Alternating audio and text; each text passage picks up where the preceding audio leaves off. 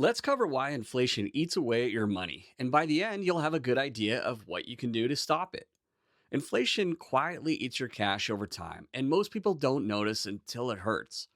As a quick heads up, this is for educational purposes and not financial advice. Inflation means your money loses purchasing power over time.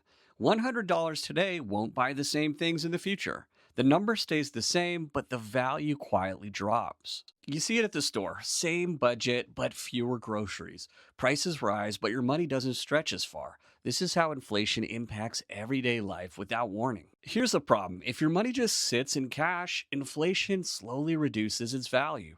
You're not losing dollars, you're losing what those dollars can actually buy. Over time, inflation trends upward.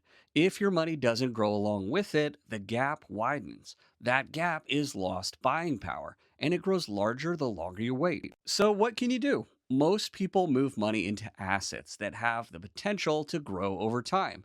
The goal is to outpace inflation, not just sit still. Consistency matters more than timing. Even small amounts applied over time can grow. The key idea is simple: your money needs movement, or inflation will quietly take ground.